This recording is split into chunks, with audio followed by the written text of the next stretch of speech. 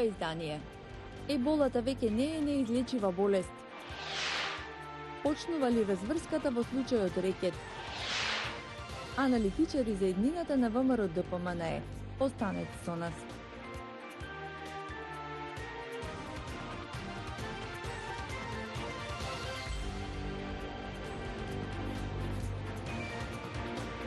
Поздрав од Вашингтон. Ова е News Flash на Гласот на Америка. Јас сум Анета Шијакова. Обвинителката Лилија Стефанова, чие име беше споменато во разговорите од случајот рекет, денеска даваше исказ во основното јавно обвинителство. Како што известува нашиот дописник Огнен Чанчаревиќ, распитот траеше 5 часа. При тоа Стефанова не кажа зашто точно била прашувана и дали тоа се однесувало само на случајот Империја каде истрагата ја водеше токму таа. Се што имала да сподели со јавноста веќе е направено и јавно нема што да дополни околу притисоците врз неа во Империја.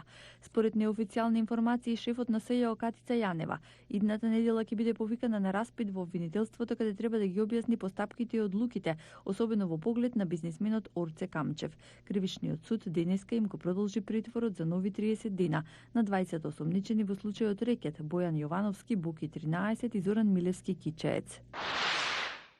2 од 4 експериментални лекови што се користат за лекување на ебола во Демократската република Конго се толку ефикасни што ќе им бидат дадени на сите пациенти. Стапката на смртност кај овие лекови е помало од 11% споредено со 33% со други два лекови кои што се испитуваат.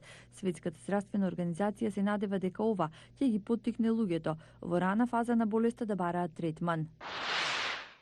Аеродромот во Хонг Конг денеска е отворен, но се уште се откажуваат дел од летовите откако поради протестите аеродромот вчера беше затворен. Во меѓувреме лидерката на Хонг Конг Кери Лам застана во одбрана на полициските остри мерки против демонстрантите. Таа рече дека полицијата работи во многу тешки околности во последните 2 месеци. Поранешниот амбасадор Ѓорги Филипов и Самуил Малчевски од ВМРО ДПМНЕ за Гласот на Америка анализираат какви чекори треба да преземе ВМРО ДПМНЕ. Мики Трајковски разговараше со нив. Во време кога во земјава се случува една од најголемите афери до сега рекет, опозицијската ВМРО ДПМН инсистира на предвремени парламентарни избори, сакајќи на тој начин да се врати на власт.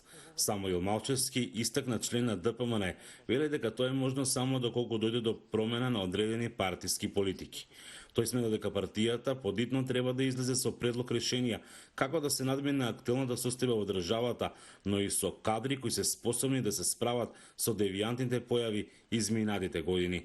Прво нешто што мора да направи да го напушти парламентот и да побара сериозна меѓународна истрага за случајот рекет, проследено со формирање на експертска техничка влада која што ќе се справи со сите овие случувања. Во овој момент на партијата и фалат, ајде да кажеме, политички тешкаши и фалат луѓе кои што стварно вредат во општеството. Екс-амбасадорот Ѓорги Филипов вели дека сите партии кои сметат на победа на следните избори треба да рачистат прво со своите грешки и некои убедувања кои биле погрешни во минатото за да може да одат напред. Значи треба да се расчисти со некои стари парадигми и да се отпочне со некој нов приод и ВМРО, па и другите партии, и СДСМ и сите што се надеваат да победат треба да понудат една нова парадигма, Република Северна Македонија да отпочне еден нов пат. Филипов смета дека не е време за предвремени парламентарни избори, особено не сега кога земјава ја очекува членство во НАТО и добивање на датум за почеток на преговорите со Европската унија. Малчевски пак дека наместо избори потребна е влада составена од експерти во сите области, која во период од една година ќе ги спорача реформите кои ги бара ЕУ. Треба да се мисли на задачите, односно на она најголема задача донесување на закон за специјалното јавно обвинителство. И тука би требало да се насочат сите сили, барем до периодот до кога треба да се додели тој датум. Понатаму може да се организираат тие предвремени избори и тоа би биле тие предвремени избори веројатно 3-4 месеци најмногу пред регуларните избори. Па не знам колку и СДСМ и ВМРО ДПМН во овој момент се спремни за предвремени избори, не знам што би понудиле на тие предвремени избори. До септември, октомври 2020 е најдобро да се формира експертска влада. Соговорниците сметат дека на земјава не само што е потребна одговорна власт, туку и здрава опозиција. Од Охрид за Гласот на Америка, Мики Трајковски. Американскиот амбасадор во Русија Џон Хансман се повлече од функцијата како прв дипломат на САД во Москва. Тој вели дека ова е историски тежок период за билатералните односи. Синди Сейн ги анализира американско-руските врски. На неговото сенатско потврдување пред речиси 2 години, тогашната номинација за американски амбасадор во Русија Џон Хансман ја прифати тешката задача со отвореност. Нема илузии дека мандатот како амбасадор на САД во Русија ќе биде лесен или едноставен. Нашите односи со Русија се меѓу најзначајните и најкомплексните надворешно политички предизвици со кои се соочуваме. Хансман беше на функција во Москва, кога Американската разузнавачка заедница објави дека Русија систематски се мешала врз претседателските избори во 2016-та, а специјалниот советник ја истражуваше врската меѓу кампањата на тогашниот кандидат Доналд Трамп и Москва. Тоа беше фрустрирачко време да се во Русија, вели експертот Марк Симаковски. Во многу аспекти, односите меѓу САД и Русија беа обременети со политичката радиоактивност во Вашингтон, со меѓупартиски консензус во Конгресот, дека треба да ја ограничиме нашата вклученост и да ги ограничиме врските со Москва поради влошените односи. Во писмото со оставката, Хансман со совет до наследникот.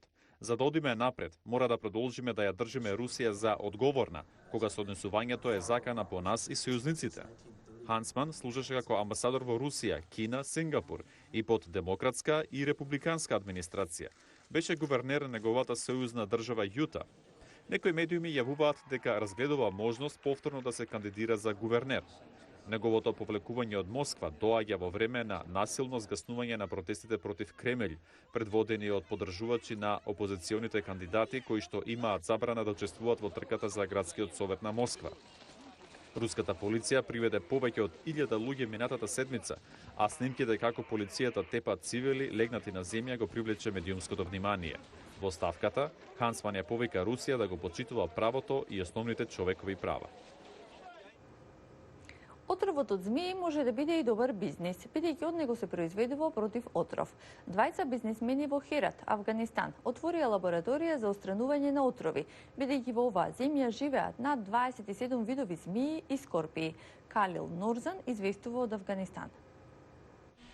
Отровот од змии и скорпии има голема примена во медицината. Тој може да биде многу опасен, па дури и смртоносен за луѓето, но медицинските експерти велат дека истите својства што го прават отровот штетен може да се користат за производство на лекови со кои се спасуваат животи и се вршат третмани.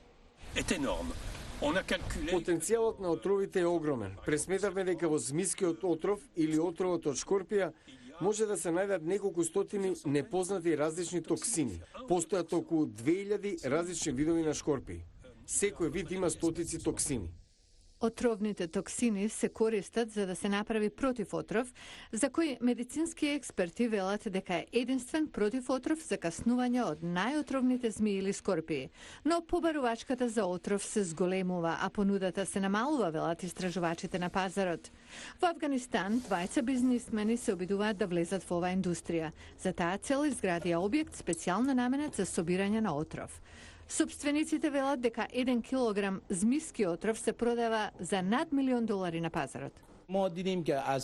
Забележавме во различни области дека змиите и шкорпиите се шверцуваат надвор од Авганистан. Решивме да отвориме оваа фарма за да го спречиме шверцот и да произведеме високо квалитетен отров, бидејќи квалитетот на отровот во Авганистан е одличен. Во последните 6 месеци произведуваме меѓу 400 до 600 грама отров. Се надеваме дека афганистанската влада ќе ни помогне да стигнеме до меѓународните пазари. Азизи Дарвиш велат дека заради теренот и климата, Авганистан е идеална локација за змии и скорпии, а од тука и за екстракција на отрови.